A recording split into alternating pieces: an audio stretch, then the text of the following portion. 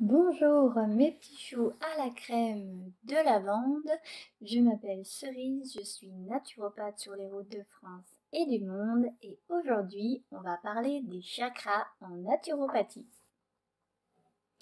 Alors déjà pour commencer, qu'est-ce qu'un chakra? Un chakra, littéralement le terme chakra signifie disque, roue ou encore tourbillon. Alors, selon la philosophie bouddhiste, les chakras représentent des points chauds majeurs qui sont faits d'énergie circulaire le long de l'axe de notre corps.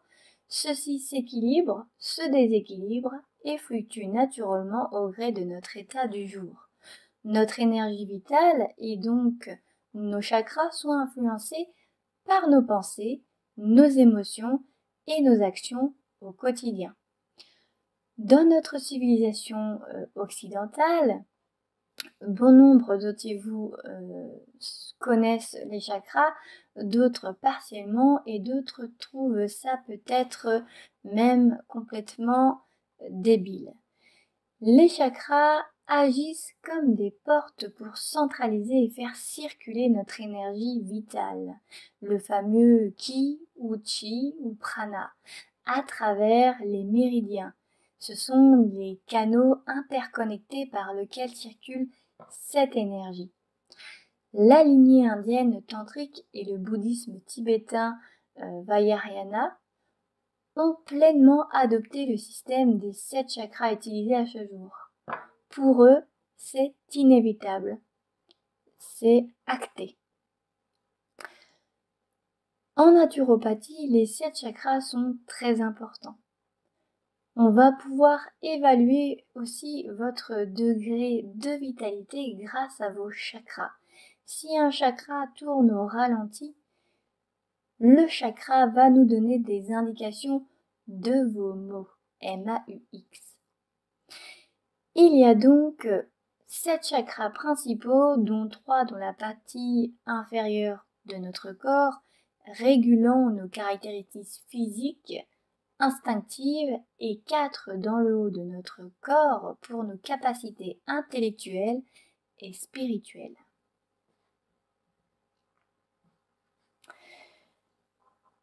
Les chakras principaux. Vous avez le chakra racine ou le chakra de base qui se situe sur vos parties génitaux.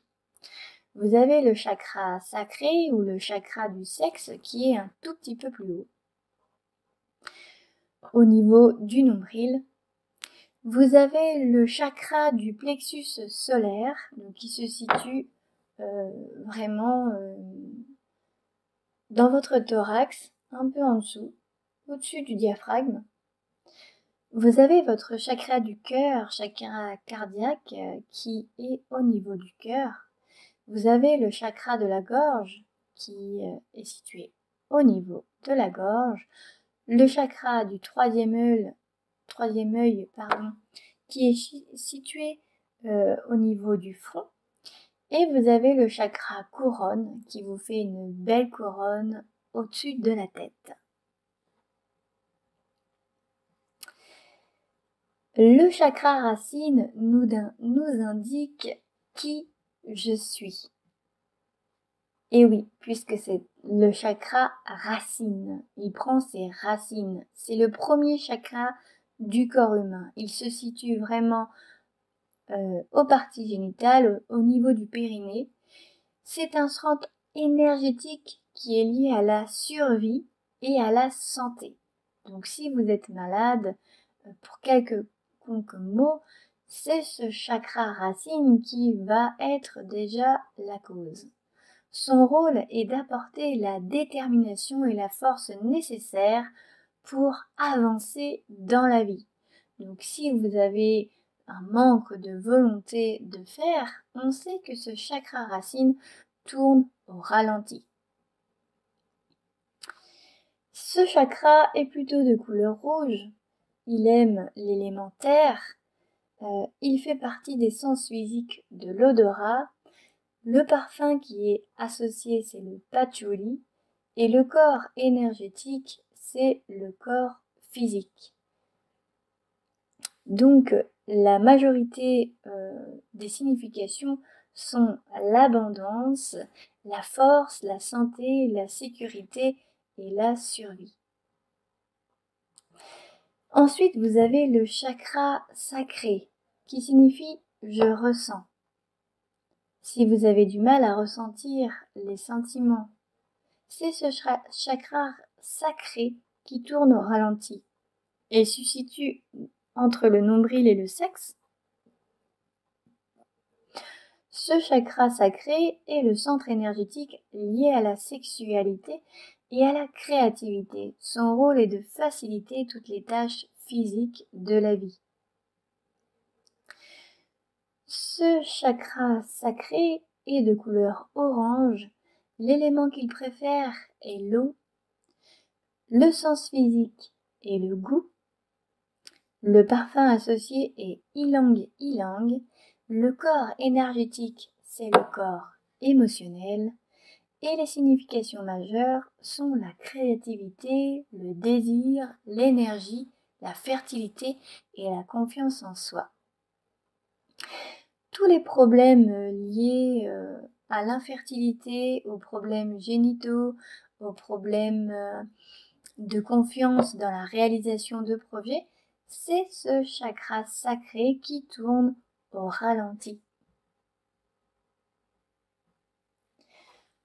On passe au chakra solaire, au plexus solaire. Ce que je veux. Ce chakra se situe au-dessus du nombril, donc au niveau du torse.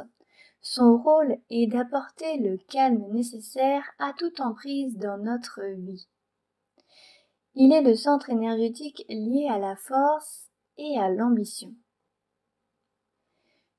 Sa couleur est plutôt jaune, l'élément est plutôt le feu, le sens physique est plutôt la vue, le corps énergétique, c'est le corps mental, et les significations majeures de ce chakra, c'est la bravoure, la responsabilité et la concentration.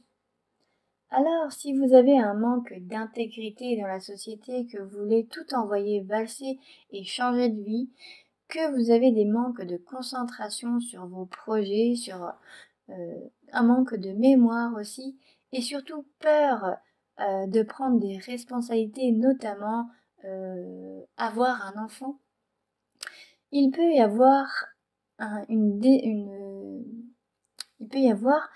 dans ce chakra solaire une défaillance, donc tourner au ralenti. On passe au chakra du cœur, le chakra qui veut dire j'aime. Qu'est-ce que j'aime? Qui j'aime? Le chakra du cœur est situé au niveau du cœur. C'est le chakra énergétique lié à l'amour, à la compassion, à nos relations avec les autres. Son rôle est primordial. Il relie les 3 chakras inférieurs aux 3 chakras supérieurs. Sans lui, il n'y a aucun lien entre le haut et le bas, entre le bas et le haut. D'où l'importance de s'aimer pleinement avant de pouvoir aimer les autres. Il est de couleur vert. Il préfère l'élément air. Le sens physique est le toucher. Son parfum est associé à la rose. Le corps énergétique est plutôt le corps astral. La signification majeure est l'amour, la compassion, les relations, l'espoir et le pardon. Je précise le pardon à soi, car le pardon à soi, c'est pardonner aux autres. Le chakra de la gorge. Je parle, je communique. Mon chakra préféré, le chakra dont j'ai dû développer, le chakra qui était, à mon sens, pour moi, au ralenti. Le chakra de la gorge est le centre énergétique lié à la communication verbale, aussi corporelle et mentale, la télépathie. Son rôle est de permettre de s'exprimer sans stress. Sa couleur est plutôt bleu turquoise. Son élément, le son. Le sens physique, l'ouïe. Le parfum associé, la lavande. Le corps énergétique, le corps éthérique. Et les significations majeures sont la communication, l'expression et la responsabilité. Le chakra du troisième œil. Je vois. Je vois. Le chakra du troisième œil est le centre énergétique lié à l'intuition et à l'intellect. Son rôle est de préserver la santé mentale et de clarifier les pensées accumulées. Si vous n'avez plus de connexion à cette intuition, à cet instinct, à votre corps biologique, vous avez peut-être votre chakra du troisième œil au ralenti. Je rappelle quand même que l'intuition est la communication de l'âme à l'esprit. Sa couleur est bleu marine. L'élément est suprême. Le sens spirituel et perception extrasensorielle. Le parfum associé est le cèdre. Quand je vous énonce les parfums, vous pouvez prendre des huiles essentielles et les mettre dans votre pièce afin de rééquilibrer la roue du chakra. Là, par exemple, le cèdre. Le corps énergétique, le corps bouddhique. La signification majeure, les pensées, l'esprit, les idées, l'honnêteté et la vérité. Si vous n'êtes pas honnête avec vous-même et avec les autres, vous n'accéderez pas à la vérité, à votre vérité, celle de votre âme, qui la guide vers son chemin de libération originelle. C'est un problème. Le chakra couronne. Le dernier chakra. Le chakra couronne, je sais. Le chakra couronne est le centre énergétique lié à la spiritualité et à la sagesse de l'univers. Son rôle est de comprendre notre existence et notre environnement de façon optimiste. La couleur violette, élément infini, éternité. Sens spirituel, empathie. Parfum associé, encens. Corps énergétique, corps causal. Signification majeure, la conscience, l'altruisme, la spiritualité et l'optimisme. Les personnes qui n'ont pas de spiritualité, qui n'ont pas foi en eux, la spiritualité c'est juste ça. Je t'invite à écouter Naître ou ne pas être du podcast qui parle de spiritualité et de ce que c'est. La spiritualité n'est rien d'autre que la foi en toi, la conscience de toi, de ton existence sur Terre et celle de ton âme. Si ton chakra couronne tourne au ralenti, la spiritualité n'est pas ta priorité dans ta vie.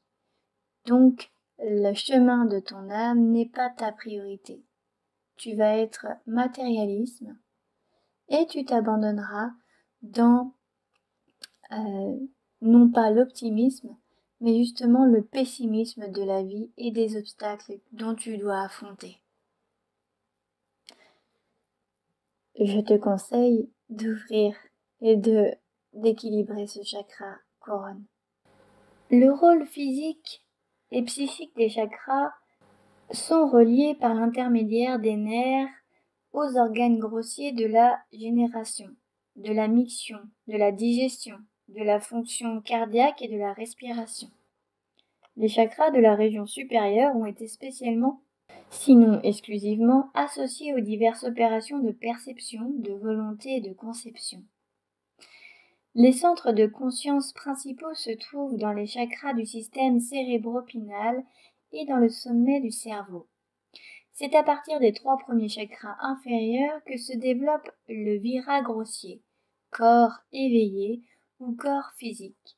Dans ces 3 centres inférieurs, les sens doivent être maîtrisés par la règne, la convoitise, la luxure, la crédulité, le soupçon, l'illusion, la fausse connaissance, l'absence de pitié, la colère, la honte, la trahison, le désir, l'indolescence, la tristesse, la mondanité, l'ignorance, l'aversion et la crainte, l'espérance, le souci, l'anxiété, l'effort, le sens du mien, ayant pour résultat l'attachement, l'arrogance ou l'hypocrisie, le sentiment de langueur, l'égoïsme ou la vanité, le discernement, la cupidité, la duplicité, l'indécision et le regret. Les fonctions des 2 chakras inférieurs sont souvent dites mauvaises. Celles du centre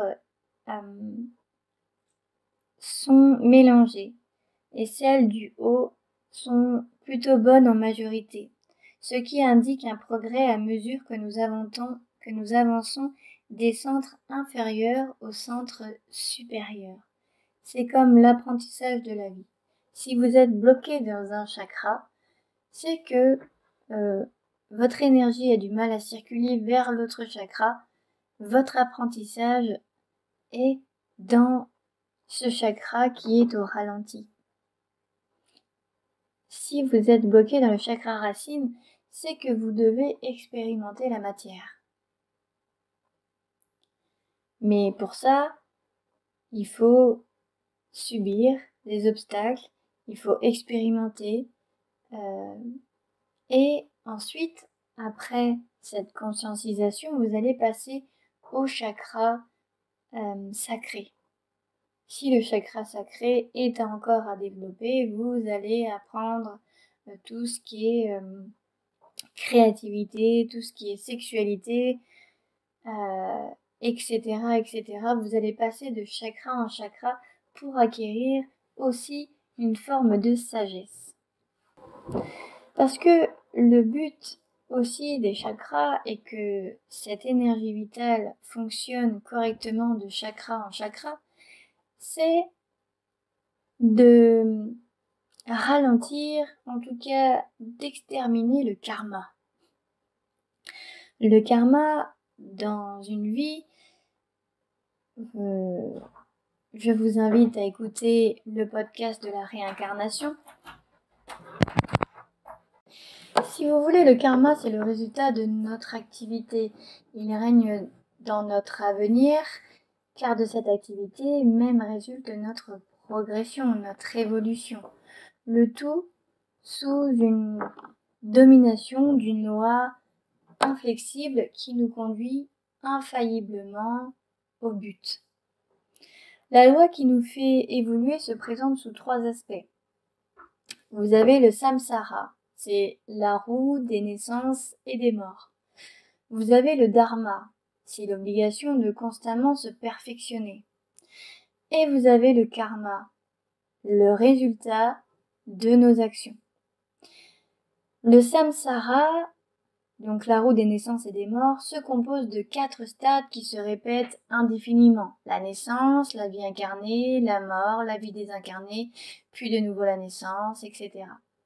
Dans la vie incarnée, nous recueillons les matériaux que nous utilisons dans la vie désincarnée. Dans le dharma, donc l'obligation de constamment se perfectionner, la roue de samsara tourne constamment, mais notre devoir est de ne pas la laisser tourner à vide, sinon notre évolution ne se fait pas. Nous sommes donc sur Terre pour récolter de beaux matériaux qui, utilisés dans l'au-delà, feront de nous des êtres meilleurs dans une nouvelle vie. Et le karma, donc le résultat de nos actions, signifie action et est mieux traduit par activité. Cette activité prend chez l'homme un triple aspect: les pensées, les sentiments et les actions.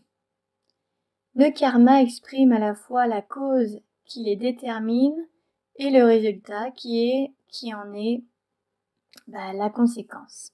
Alors comment se passe le mécanisme de cette loi? Supposons que vous commenciez une partie d'un jeu avec un partenaire. Et pour une raison quelconque, ou vous ou l'autre partenaire est obligé d'arrêter alors que la partie n'est pas du tout terminée. Vous décidez d'attendre son retour pour continuer à jouer. Mais à ce moment, vous ne prenez pas la partie au début, mais là où vous l'aviez arrêtée. Le karma fonctionne exactement de la même manière. Ce que vous avez fait dans une vie ne s'arrête jamais pour reprendre à zéro, mais reprendre exactement là où vous en étiez. Selon ce que nous avons fait, notre karma sera bon ou mauvais dans une autre vie qui reprendra là où nous étions. À mon sens, personnellement, il n'y a rien de bon ou de mauvais. Vous en êtes là où vous en êtes. Vous devez apprendre ce que vous devez apprendre. Le bon karma peut se traduire et produire le bonheur, autrement dit l'évolution dite normale de l'âme. Le mauvais karma, au contraire, conduit au malheur, car la douleur seule peut arriver à détruire en nous les mauvais matériaux qui encombrent notre personne, notre personnalité et empêchent toute notre progression. Vous penserez qu'il suffit d'écarter les mauvais matériaux et de n'employer que les bons. C'est exact, mais la difficulté est de savoir reconnaître les bons des mauvais représentés par le bien et le mal. Encore le sens moral. Qu'est-ce qui est juste? Parvenir à cette distinction doit justement être l'effort de l'intelligence, de l'instinct, car dans le discernement se trouve la clé du bonheur ou du malheur. Le problème est simple en théorie, mais en pratique, il devient un peu difficile, car il demande, c'est sûr, un long apprentissage. Quand par ce long apprentissage, et grâce aux guides que nous rencontrons sur notre chemin, sur notre route, nous aurons appris à discerner cette morale du juste. Notre tâche ne sera pas achevée pour autant, car notre être matériel a pris de mauvaises habitudes dont il faut le débarrasser. Nous y arriverons que par le contrôle de l'action, des sentiments et de la pensée. Je vais justement faire un podcast sur les sentiments, d'où viennent-ils, etc. D'autre part, cette personne, cet être matériel, en plus de ses habitudes contractées dont il faut se défaire, qui encombrent par de mauvaises pensées et qui nous emmènent vers une ignorance, a depuis longtemps accumulé et il faudra peut-être une souffrance prolongée et parfois beaucoup de courage pour cette opération qui nous conduira vers cette libération originelle. Vous inquiétez pas, bon nombre d'entre nous y sont arrivés, car à mesure que la lumière se fait en nous, le but approche. Nous comprenons la cause de nos souffrances, nous comprenons la cause de nos remèdes, nous comprenons la cause de nos sentiments, de nos peurs, de nos besoins, de nos envies, et donc nous voyons beaucoup plus clair quels auront à terme prochain la vie pour nous.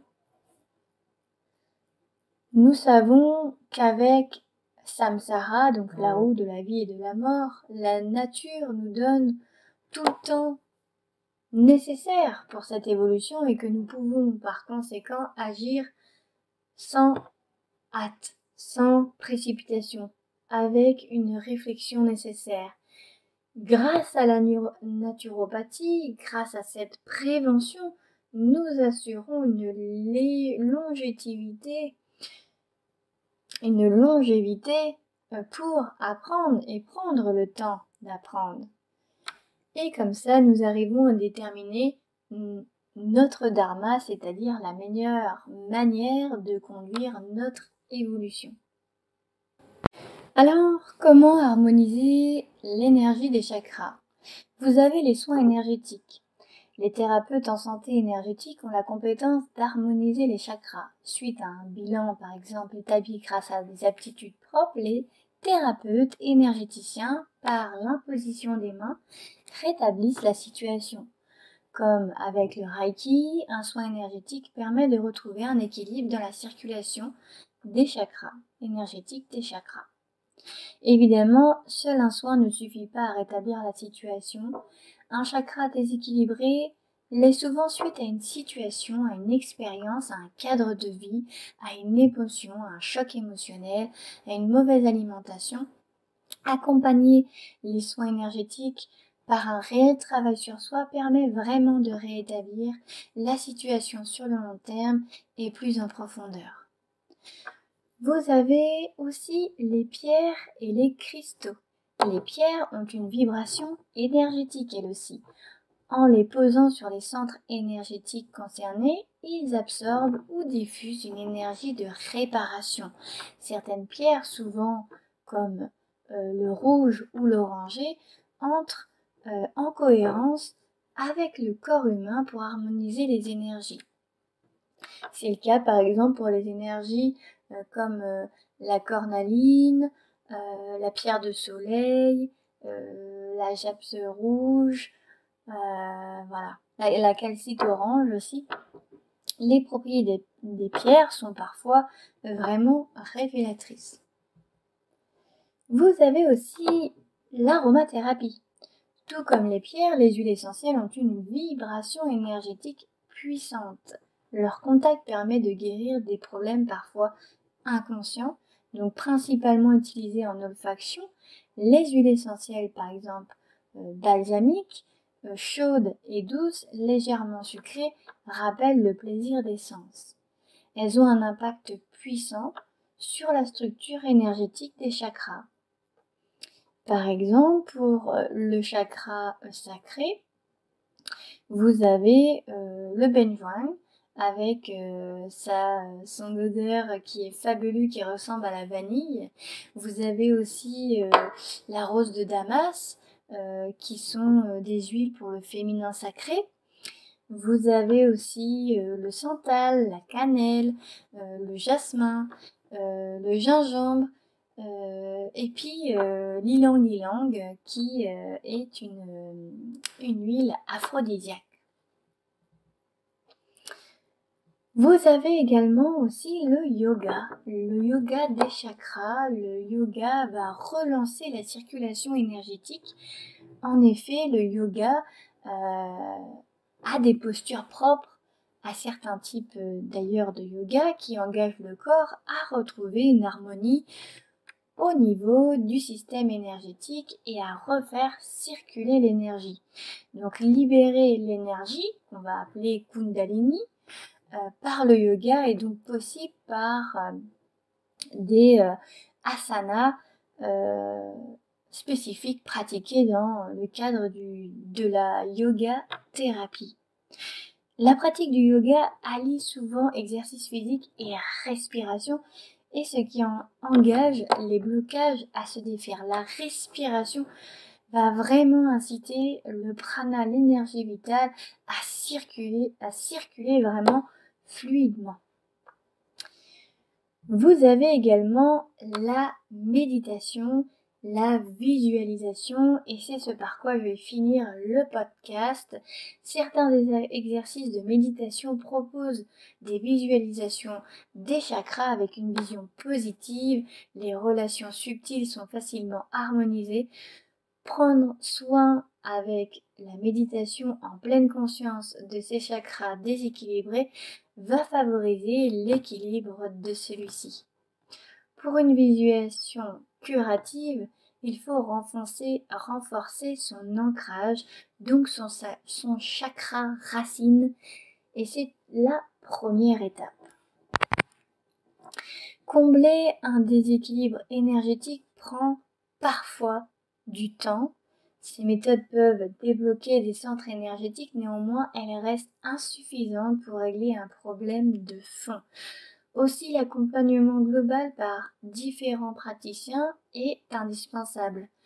La sophrologie, la psychothérapie, les coachs en PNL, l'acupuncture, la méthode de Melt. Vous avez plein de méthodes qui vont harmoniser et réparer la situation en profondeur parce que ils font le lien entre le physique et l'émotionnel. Et ça permet de se sentir bien dans son corps, de chercher à développer un équilibre spirituel et mental, permet la rééquilibration aussi des chakras. Je vous invite à passer à une visualisation. Vous vous mettez dans un endroit très calme. Vous vous allongez ou alors vous êtes assis en tailleur. Vous êtes calme, dans un endroit calme. Vous pouvez le faire à l'extérieur ou à l'intérieur, mais vous avez besoin de temps pour vous et que personne ne vous dérange pendant ce temps-là. Je vous invite à vous positionner allongé ou assis ou en tailleur et à fermer les yeux. Comprenez l'intérêt d'ouvrir vos chakras à ce moment précis. Maintenant que vous savez exactement où ils se situent, on va essayer de les visualiser. Pour cela, on va d'abord s'ancrer. On va utiliser le chakra racine, le chakra qui est situé au niveau de vos parties génitaux. Vous allez imaginer des racines partant de ce chakra. Ce chakra que vous visualisez est rouge. Une boule rouge énorme au niveau de vos parties génitaux.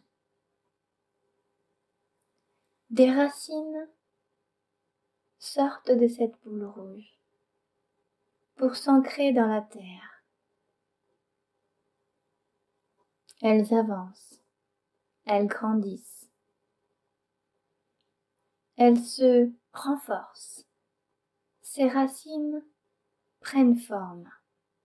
Ces racines s'entrelacent, deviennent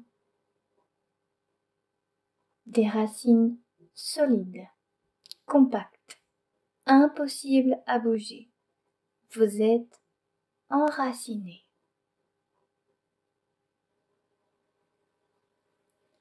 Vous êtes pleinement dans votre corps. Vous avez conscience de ces racines vous rattachent à la terre. Ce chakra racine, qui est rouge, dont vous voyez la couleur, dont vous voyez aussi la localisation, est le chakra de votre importance sur Terre, et le chakra qui représente votre incarnation. C'est le chakra dont vous avez besoin pour exister sur Terre. C'est le chakra qui est basé sur votre conscience physique, qui vous permet de ressentir votre corps. Vous êtes équilibré, sensible, stable et dans la sécurité.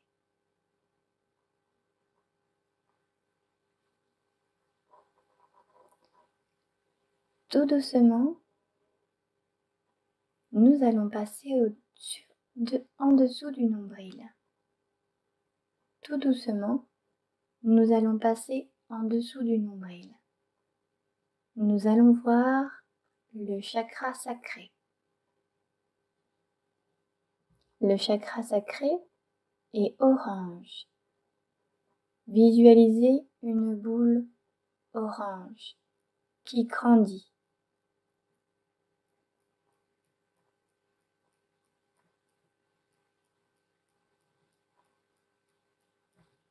Votre chakra sacré représente les sentiments, la sexualité. Ce chakra sacré est ouvert. Les sentiments sont libérés. Ils sont exprimés pleinement. Ils sont acceptés sans que vous soyez débordé par l'émotion. Vous êtes passionné. Vous êtes calme et détendu.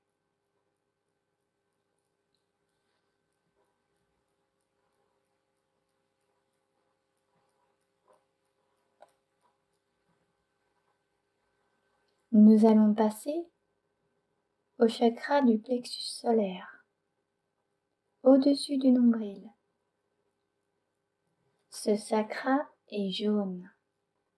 Visualisez une boule jaune qui grandit. Cette boule rayonne comme un soleil. Ce chakra représente la confiance en vous, surtout quand vous êtes en groupe.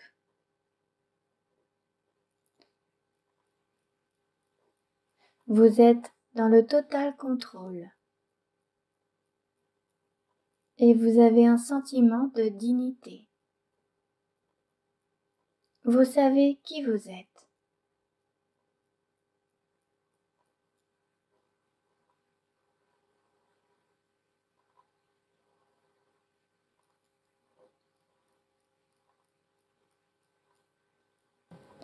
Nous allons passer au chakra du cœur. Ce chakra se situe au niveau du cœur. Il est de couleur verte ou rose. Imaginez une grande boule verte ou une grande boule rose.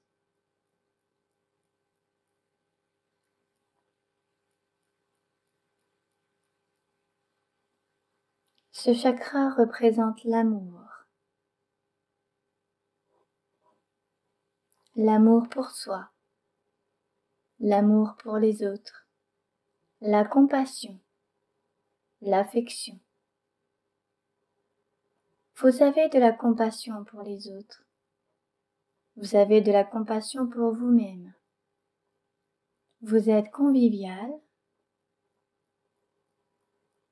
Vous êtes entretenant avec vos relations amicales.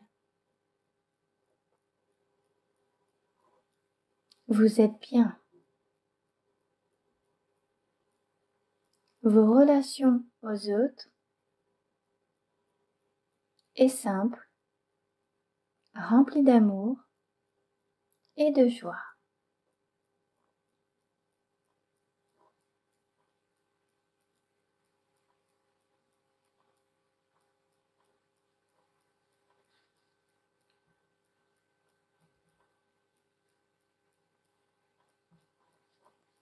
Le chakra de la gorge.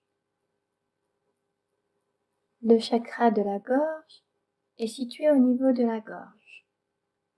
Il est bleu turquoise. Imaginez une boule bleu turquoise au niveau de la gorge qui grandit. Ce chakra est basé sur l'auto-expression et la communication. Ce chakra est ouvert. Vous exprimez facilement vos sentiments. Vous exprimez facilement vos besoins. Vous exprimez facilement vos désirs.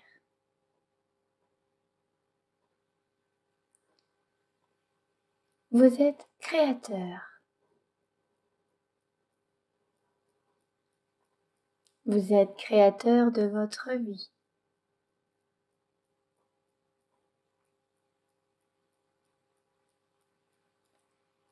Vous parlez aisément avec vous-même.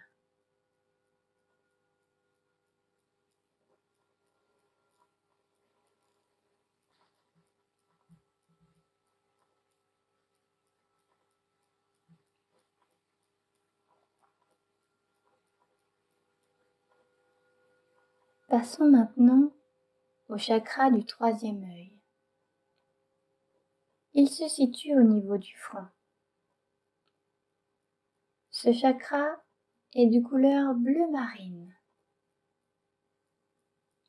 Ce chakra traite de la perspicacité, de l'intellect, de l'esprit.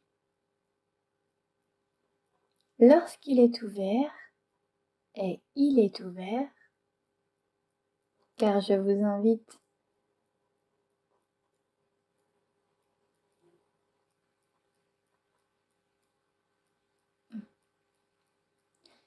imaginez une boule bleu marine qui grandit au niveau du front. Ce chakra traite de la perspicacité. Lorsqu'il est ouvert, vous avez une excellente clairvoyance et avez tendance à beaucoup rêver. Vous avez beaucoup d'intuition. Vous communiquez aisément avec votre âme.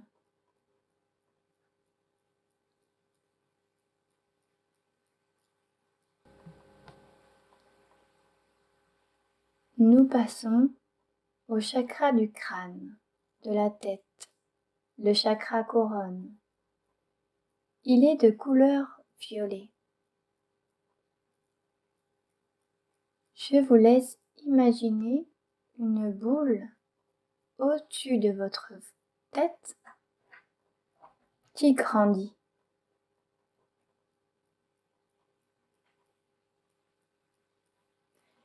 C'est le chakra couronne le plus spirituel.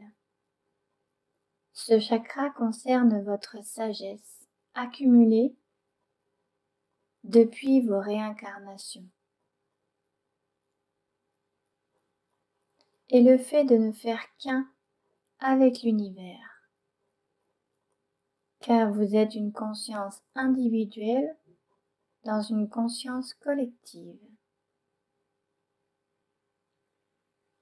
Ce chakra est ouvert.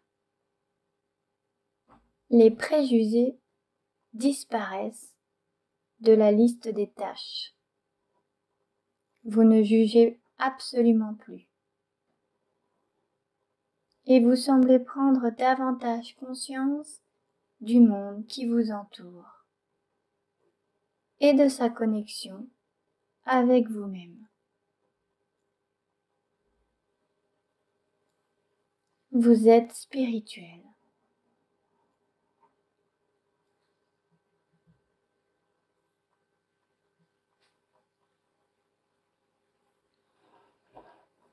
Je vous invite maintenant à prendre 3 grandes inspirations et expirations.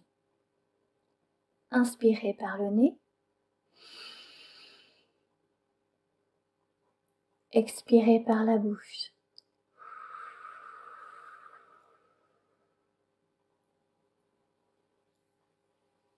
Encore une fois. Inspirez par le nez. Expirez par la bouche.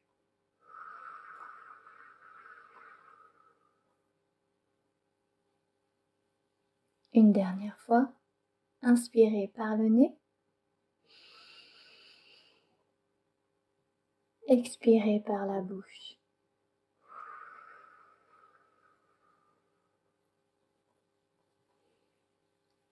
Vous pouvez revenir dans votre corps, ouvrir les yeux quand il vous semble bon de le faire, et ensuite sur un bout de papier, Marquez quel chakra avez-vous pu visualiser? Quelle boule avez-vous vue? Est-ce les bonnes couleurs? Était-ce une autre couleur? Est-ce que la boule était petite, moyenne ou grande? Est-ce que des émotions ont ressurgi pendant la séance? Hâte de vous lire en commentaire sur cette séance de sophrologie, de visualisation des chakras. Je vous dis à bientôt sur le chemin de la conscience et du bien-être au naturel. D'ici là, portez-vous bien.